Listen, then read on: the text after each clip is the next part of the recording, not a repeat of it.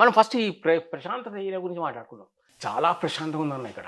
ఇది ఏ ఊరు? ఎక్కడ ఎటు వచ్చి మీకు మనం? ఇది కేసీఆర్ కాన్స్టిట్యున్సీ, ఓ పెద్దాయన. పెద్దాయన ఆ! గజ్వేల్ కాన్స్టిట్యున్సీ. ఓకే. సో ఇది గజ్వేల్ కాన్స్టిట్యున్సీలో ఈ ఈ ఏరియా. హ్మ్. అయితే దీని స్పెషాలిటీ ఏంది అంటే, నేను పుట్టినటువంటి తెలంగాణ, అచ్చా! ఒకప్పుడు నేను ఇప్పటివరకు చూసిన తెలంగాణ అంటే, నేను ఒక గత 2014 పూర్వం చూసిన తెలంగాణ మొత్తం ఎండిపోయి, చెట్లు ఎండిపోయి, నీళ్లు లేక అసలు చాలా భయంకరాది భయంకరంగా, ఎక్కడ చూసినా రాళ్ళు రప్పలు. మాకు ఒకటే పంట, రెండో పంట వచ్చేది కాదు, చాలా కష్టం ఉంటుండే, నీళ్లు ఉండకపోతుండే. కానీ ఎప్పుడైతే కేసీఆర్ గవర్నమెంట్ తెలంగాణను తీసుకొచ్చిండో, ఇక చూడిగా పచ్చగా ఏడ చూసినా కానీ పచ్చని పొలాలు, ఇక రచ్చానుకో ఇక బతుకమ్మ స్టార్ట్ అయింది. బతుకమ్మ అప్పటికి కూడా ఉంది, అచ్చా! కానీ బతుకమ్మ లేని నీళ్ళు ఉండకపోవు. అచ్చా! కానీ ఇప్పుడు ఎట్లుంది, ఇప్పుడు మస్తు. ఇప్పుడు ఈ ఏరియా స్పెషాలిటీ ఏంటంటే, ఆ! మల్లన్న సాగరు, కొండపోచమ్మ. మాకు ఏంటంటే సంవత్సరానికి 3 సార్లు అచ్చా! ఏ గవర్నమెంట్తో సంబంధం లేదు, మాకు నీళ్ళు ఇస్తారు. అయితే ఇప్పుడు పక్కకు తెలంగాణలో ఇది నది, జనరల్గా నదులన్నీ పడమర నుండి తూర్పుకు వారుతాయి. హుహు. కానీ దీని స్పెషాలిటీ ఏంటంటే, మా ఏరియాలో ఉన్న నది దీన్ని హారిద్రా నది అంటారు. హారిద్ర. ఓకే. ఇది తూర్పు నుండి పడమరకు వారుతుంది, రివర్స్ వాడుతుంది, అచ్చా! ఓకే. ఇట్లా పోతుంది, ఇట్లా పోయి మంజిరాలో కలుస్తుంది. ఇది మా స్పెషల్ ఇది. అచ్చా! అందుకని ఏంటంటే ఇక్కడ నీళ్లు ఉంటాయి. రెండోది ఏంది, మనం పూజలు చేసే దగ్గర రూల్ ఏంటంటే నది ఉండాలి. నది లేకపోతే మనం చేసే పూజలు ఫలించాయి. ఇప్పుడు మామూలు పూజలు వేరు, నేను చేసే పూజలు వేరు. అదే. నా పూజలు అన్ని ధూమ్దడాక పూజలు. తెలుసు. మొత్తం కించికట్ ఉంటది, మందు గిన్నె ఉంటాయి, మొత్తం నాన్ వెజ్ ఉంటది, లిక్కర్ ఉంటది, కథమనే అన్ని. ఇంకో విషయం అన్న, ఆ. ఇప్పుడు వచ్చే ముందు మాకు నాటుకోడి భోజనం పెట్టిన అందరు మీ వాళ్ళు పెట్టిరా? మన టీం కి నాటుకోడి పులుసు పెట్టిరు. పులుసు. నాటుకోడి పులుసు. ఇప్పుడు ఇంటర్వ్యూ అయినాక బేజా ఫ్రై, బోటి, ఏమైనా పాయ, ఆ, బేజా ఫ్రై, బోటి, పాయ, 2 రకాల sweet, mutton biryani, mutton curry. ఈ ప్రోగ్రామ్ ఇప్పుడు అయిపోయినాక బగారన్నం. Ready be ready. మళ్ళీ ఏమనుకున్నావు మళ్ళా? అచ్చా! మళ్ళా ఇప్పుడు నీకు ఇంకా మళ్ళా ఇప్పుడు ఈత కళ్ళు. ఆ, అరే రామచంద్ర, ఇవాళ ఏదో పొద్దున్న మొహం మంచిగా చూసినాం. తెలంగాణ సంప్రదాయం. తెలంగాణ సంప్రదాయం అంటేనే అచ్చా! మందు, నాన్ వెజ్, నాన్ వెజ్, ముక్క సుక్క. సుక్క. ఇప్పుడు సమ్మక్క సారక్క వస్తుంది, ఆ, అది లేకుండా ఏముంటది?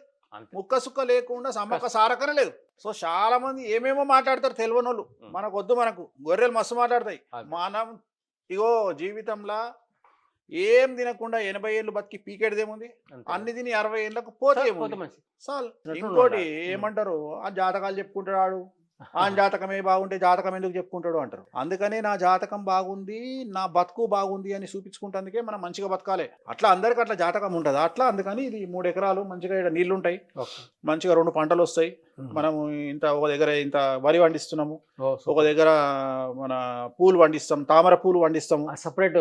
సపరేట్ ఒక 1 ఎకర్ మొత్తం తామర పూలే. తామర అమ్మవారి పూలు. పూజకు తామర పూలే, ఒక 5-6 రకాల తామర పూలు కలర్లు. తాటికలు అమ్మవారికి నైవేద్యము. అట్లా ఒక దాంట్లో ఏమో కొర్రమటలు వేసినాము. అమ్మవారికి చేపల నైవేద్యం అంటే మనమే వేయించి మనమే తీసుకొస్తాము. సో దేనికి అది పూలకు సపరేట్గా ఒక 1000 పూల చెట్లు పెట్టిన. సో ఆ పూల చెట్టు తీసుకొచ్చి అమ్మవారికి పూజ చేస్తాము. సో మనకు కావాల్సిన వస్తువులన్నీ మన దగ్గర నుండే వస్తాయి. ఫ్రూట్స్ కూడా మన దగ్గరనే వస్తాయి, పండ్లు కూడా. పెట్టుకున్నాం ఇల్లు, ఫామ్ హౌస్. ఆయన మరి రంగనాథ్కి ఏమైనా తెలుసా? రంగనాథ్ సార్ చెరువుల పక్కన, నదుల పక్కన ఇల్లు కట్టు. మనము ఎటువైనా చెరువు లేదు, మనకి ఏం లేవు. మనకు ఏమైనా మనకు పంట పొలాలు ఉండాలి అని చుట్టూ పంట పొలాలు చూసుకొని పంట పొలాల మధ్యలో మనం ఉన్నాం. అట్లా కుక్కలు కూడా బాగున్నాయన్న. 7 కుక్కలు ఉంటాయి. 7 వేరు వేరు బ్రీడ్. 7 వేరు వేరు బ్రీడ్. మనం ఏం చేస్తామంటే, మనము ఇప్పుడు సౌత్ ఇండియాలో మనం చేసే పూజలు ఎవరు చేయరు. మనం వటుక భైరవ అని ఒక పూజ చేస్తాం. వటుక భైరవ అంటే, భైరవుడు అంటే ఎవరు? కుక్క. అందుకని ఆ భైరవుని తీసుకొచ్చి ఆ టైంకు, పూజ టైంకు మనం తీసుకొచ్చి పూజ చేసి తీసుకుపోతారు. అది ఎట్లుండాలి అంటే ఫిరోషియస్ ఉండాలి కుక్కలన్నీ. చాలా అగ్రెసివ్ ఉంటాయి మన కుక్కలన్నీ. సో మన దగ్గర ఇప్పుడు 7 కుక్కలు ఉంటాయి, అన్ని డిఫరెంట్ బ్రీడ్స్. తీసుకొచ్చి ఆ కుక్కను ఆ టైంకు తీసుకొచ్చి పూజ చేయించి మంచిగా ఆ టైంకు తీసుకొని పోతారు. అందుకని దానికి ఒక మనిషి ఉంటాడు, ట్రైన్ చేస్తాము. కలర్ కూడా మనము ఏ పూజకు ఏ కలరు, నల్ల కుక్క కావాలన్నా, ఎర్ర కుక్క కావాలన్నా, నల్లది తెల్లది ఉన్నది కావాలన్నా, సో అన్ని రకాల కుక్కలు ఉంటాయి మన దగ్గర. అంటే మన దగ్గర ఇంచుమించు నలుపు ఉంటుంది, తెలుపు ఉంటుంది, తెలుపు నలుపు కలిసి ఉంటుంది, ఎరుపు ఉంటుంది. సో ఈ 4 రకాల కుక్కలు ఉంటాయి. సో మనం ఏ కుక్కను ఏ పూజకు తీసుకురావాలి? వటుక భైరవ అంటే ఒక పూజ, కాళీ అంటే ఒక పూజ.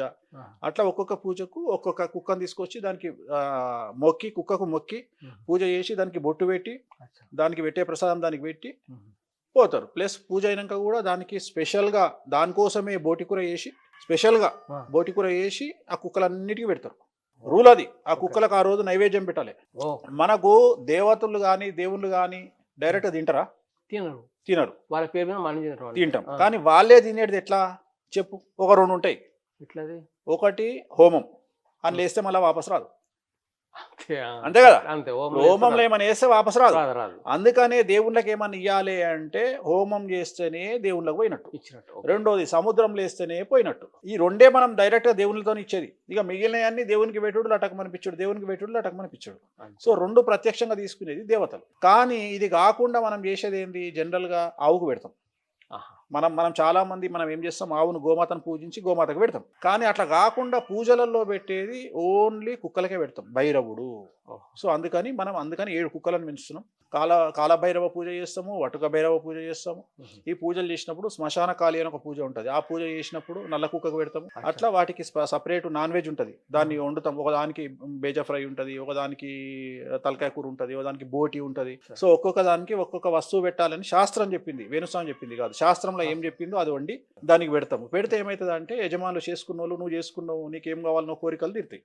అట్లా కామాఖ్య టెంపుల్ కి మీరు రీసెంట్ గా వెళ్ళారు కదా, మీరు అవును. మిమ్మల్ని రానేలేదు కదా, ఏం గడపడది? ఇప్పుడు బిర్లా మందిర్ కూడా ఉంది. అవును, నువ్వు పోయినావు అనుకో, నేను ఆపుతాడు ఎవడన్నా? నన్ను ఎందుకు చెప్తాడా అన్న? మరి నన్ను ఎవడు ఆపుతాడు? ఇప్పుడు ఉదాహరణ, నువ్వు నీ ఐడి కార్డు తీసుకొని అసెంబ్లీలోకి పోతున్నావు. పోతున్నా గేట్ కాడ నేను ఎవడో ఆపిండు, ఈ చూపిస్తా. కార్డు చూపించమన్నాడు, చూపించినావు, ఖతం అయిపోయింది. చేపెట్టోడు మసగా చెప్పుకుంటాడు. ఓ అంతే. గుడికి ఎవడైనా పోవచ్చు, అవును ఎవరిని అయ్యాజాయి కాదు కదా. అవును. ఎవడు ఆపుతాడు?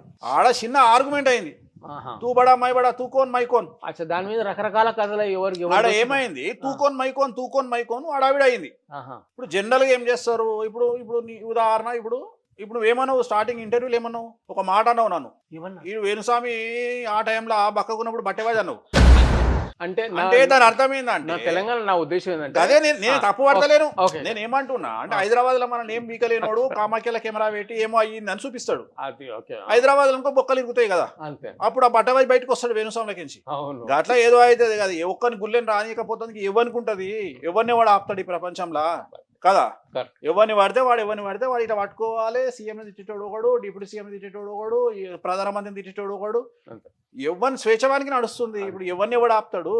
అట్లా ఇక మనం ప్రతిదానికైతే పోయి రౌడీజం చేయలేం కదా, కొట్టలేం కదా, తిట్టలేం కదా, కాల్చేతులు ఇరగొట్టలేం కదా. ఏదో పోయి ఒరుకొంతి అనుకుంటాం అంతే. అట్లా. సరే అన్న, ఇంకోటి